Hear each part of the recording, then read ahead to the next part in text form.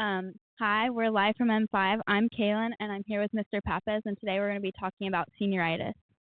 So you've been a teacher, admin, and now principal of all of Rocklin High School. So in your opinion, do you think senioritis is just an excuse to slack off, or are we just romanticizing burnout in our upperclassmen?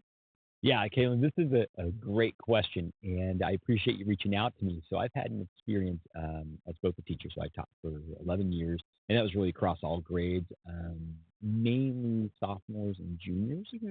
And then as an administrator here at Rocklin High, actually I was an administrator at Del Oro High for 1 year.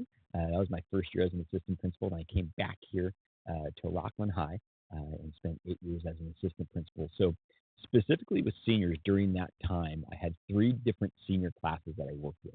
Okay. So that was the class of 2018, the class of 2021, and the class of 2024. So it kind of gave me a perspective on 3 different classes.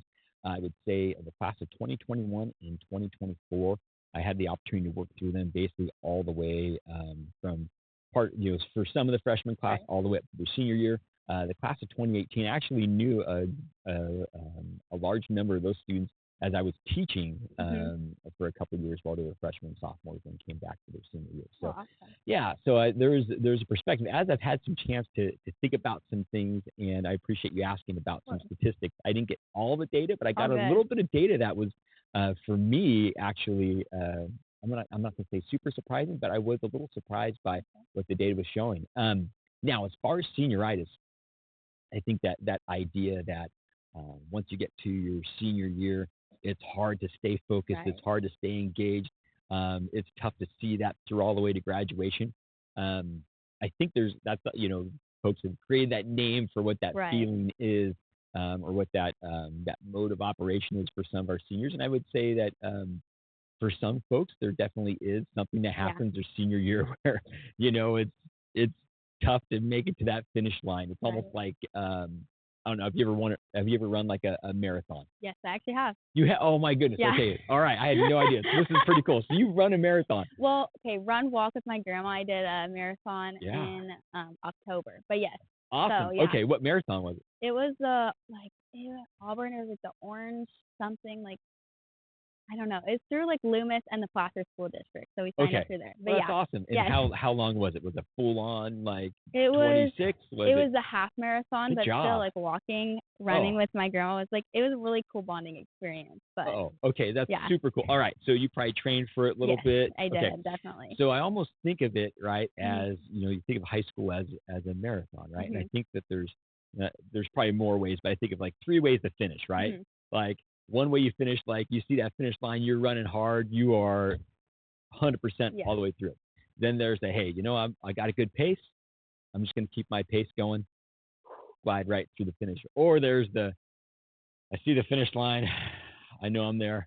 I'm going to go ahead and walk this one out, right? Okay, I think there's, see that, you know what I mean? I think that there's different ways to approach it. And I think that's true of students, right? There's, what I've seen in my time is, there are some students, and I will say this, I think that sometimes, although we think about senioritis, we forget about the seniors who are doing awesome and amazing things. Exactly. So I think what I tend to see more are actually students that are stepping up as seniors and doing great things for the school, great things for the community, and then for a number of seniors who are even maybe hitting their academic peak as they're going through. Then I think there's some seniors who, hey, they're going through. Hey, I know what my plans are for next year. I'm pretty much set. I'm gonna smooth glide through this, enjoy the last, last semester, and be good to go. And then there's some seniors who are like, hey, I know what I'm doing next year. All I need to do is pass my classes. Yes. No major urgency. I'll get it done. And so I think that's where you see a little bit of that. What some folks would call that senioritis. Right. Okay. Yeah. I like that. And then one big thing I wanted to focus on is there any noticeable difference between your pre-COVID seniors and your post-COVID seniors? Okay. This is a great question. And really the neat part, I got to work with seniors, pre-COVID, completely pre-COVID. That was class of 2018. Then class of 2021, for them, it was their junior year got cut short due to COVID. And so really we had about almost the last quarter of the year we weren't even on campus. And then they started their senior year. I think we were still on distance learning, or online, we were whatever that online. was. We were Zoom, and then and they went through. I think there were 4 different schedules that Yeah. year. And what grade were you in that year? I think I started 7th grade that year. Okay, So, and were you at like Grand Oaks or Springview? Okay, Grand so Oaks. so my wife teaches at Grand Oaks. I Okay, remember her being at home on the computer working with her students. Okay, so now I have perspective of where you were at. So very similar experience then for you that our seniors that year had. And then class of 2024, which was not last year but the year before, which I really felt at that point. Now they still experienced COVID because as freshmen they had that the 4 different schedules. But I really felt like by about the end of by that 2023-24 school year, it felt like we had really started to move forward. Okay, so now the difference in those classes. Ooh, this is an interesting one because I think what happened. So really, the class of I'll start with 2021 first. I feel like just the structure we had in place was very supportive of students in understanding. End of their junior year, it was really held harmless, right? So it was basically for those students, things were set up for them to essentially pass their classes. Like you couldn't, if at the quarter you couldn't do any worse. Like your grade couldn't go down, your grade could only go up. Okay. And then I believe that that next year, the 2020 and 2021, that we had supports in place for those students, and I think we even had something in place where for some students they only needed to just pass the required graduation courses. Okay. So that I think maybe that load that's generally there was not there to the same extent. And that's part of it. Really, we were just trying to figure things out during that time. Exactly. And then if I go back to the class of 2018, so if I compare 2018 compared to 2024, I would actually say I had many more conversations with the class of 2018 as far as, hey, we need to get this together. Okay. Like one-on-one meetings. Mr. Worth and I we're teaming up, one-on-one meetings, make sure students are on track. I felt like, and I don't have the data to say I had 30 meetings here, but I felt like I had more of those during that time, and I don't have the GPAs to go ahead and compare. I feel like with the class of 2024, there were still definitely some of those conversations. Hey, we got to get you through. Let's make sure this happens. There's definitely those meetings, but I felt like I actually had more of those in 2018. But I will say, one of the big differences I think that came out of COVID were some of the credit recovery resources that we had available for students. So, and this, might not, we'll have to see as things progress forward, but there's a lot of funding that came through right after COVID to provide for some programs. So you probably know we have like a study hall class that is a credit recovery class. So I think what was different, so the class of 2018, their avenues for making up credits would have been summer school or night school. I don't know if have you heard of that? I have, yeah. Okay, so we used to have night school, but now we have summer school, and then we have that credit recovery option because there was there's funding still around to support that. Right. And so I think what I saw with the class of 2024 is there was actually some students who possibly wouldn't have been able to meet the number of credits required for graduation, but with that, and also there was some extra motivation for some. There was specifically, not that I would name names, but there was specifically some students who really stepped it up, did a fantastic job, and utilized those resources. And so I almost felt like on my end as an administrator, I can't speak for our staff as a whole, right? But just in my experience, I felt like the class of 2024, it was actually a smoother ride through that finish line overall. Awesome. Yeah. Okay. And then for attendance and like grade statistics, I'm assuming that's what that is. Yes. So I took a little bit of time. I appreciate you letting me know ahead of time. Of course. I wasn't able to gather the GPA data, but this is so.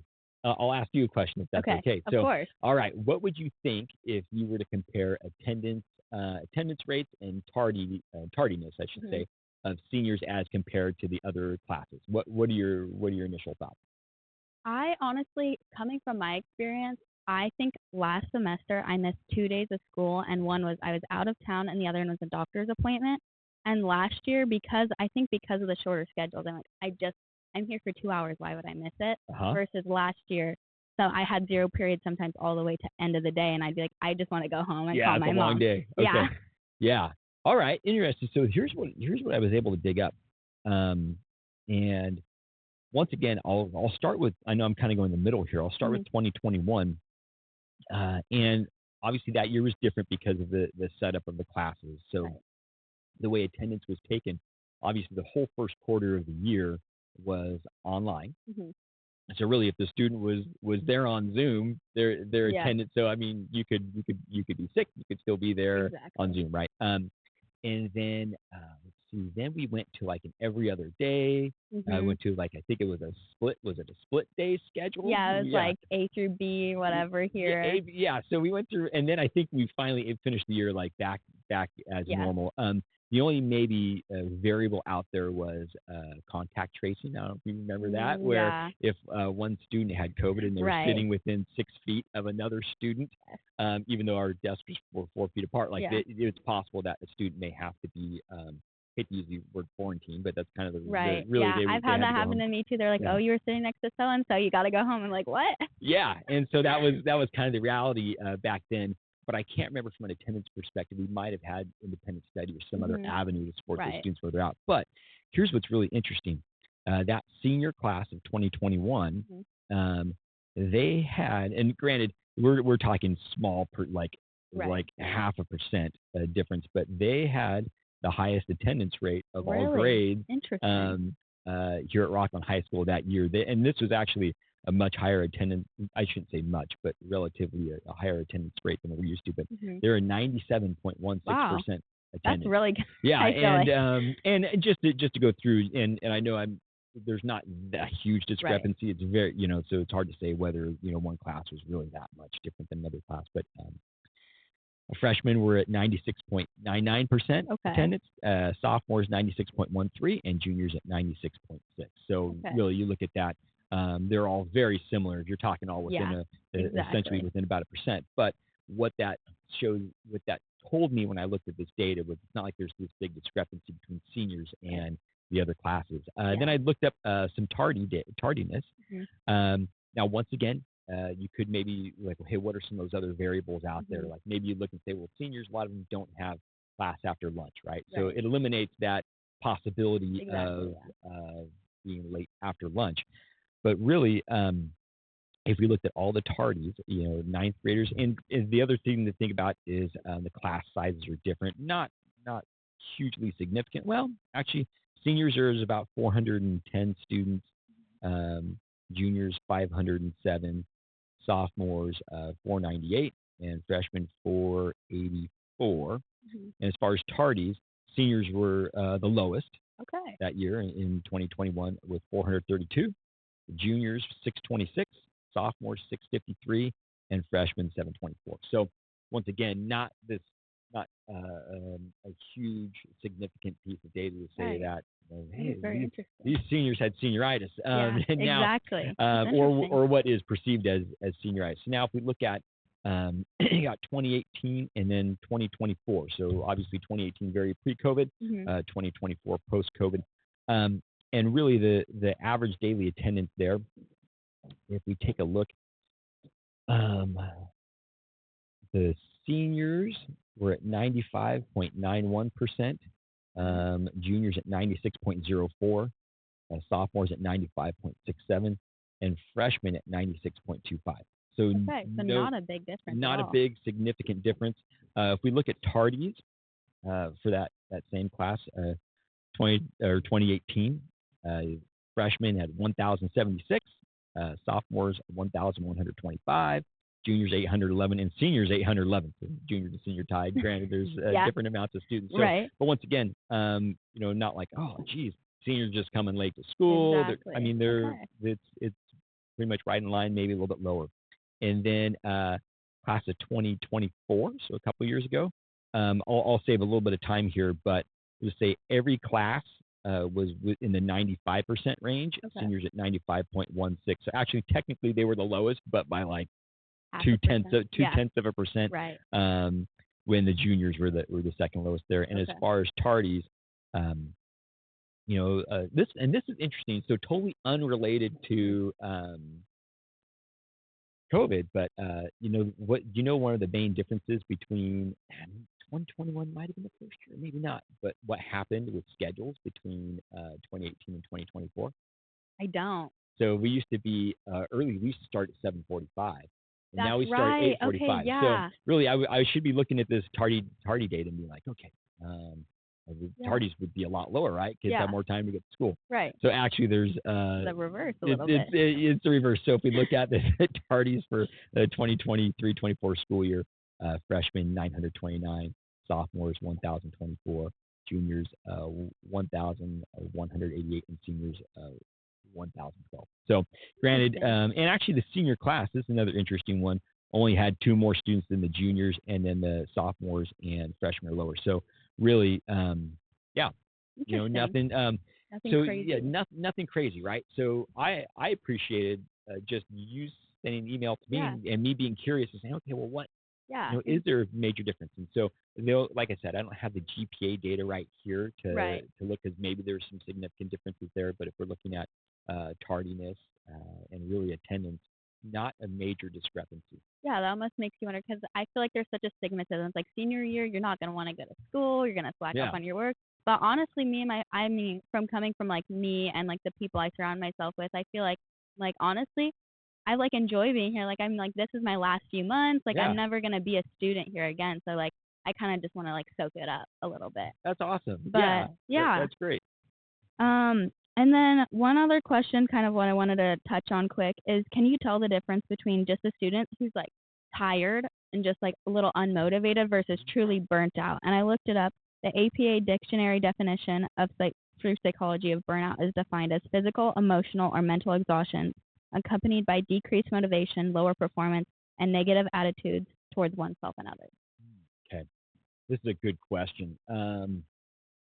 I would say probably in my experience, it's maybe if you had 2 students next to each other and I was able to talk to them, I could probably figure out which one's leaning more towards just totally overwhelmed, totally burned out, versus a student who's just tired. But I would say mostly what I would see, obviously, it's tough being a teenager sometimes. Right. And, the time that we have, the time frame we have is not always the same time frame that teenagers work off of, right? But I would say it would be easier to see if the student's tired. I know, like when I was teaching, I could look at a student and like, oh, okay, you're tired, hang in there. You'll be all right. Make it through the day. You can rest later on. So I think I would be able to tell, but it would probably require conversation. I don't know if I'd be able to look right at 2 kids and know exactly. Yeah. But I think with a little bit of the conversation, I'd be able to figure that part out. Okay. Yeah. All right. Well, thank you so much. Yeah, thanks so much, Kaelyn. I appreciate it, and good luck as you finish up your senior year here. Thank you. All right, Kaelyn. Have a great day. Bye. All right, thanks.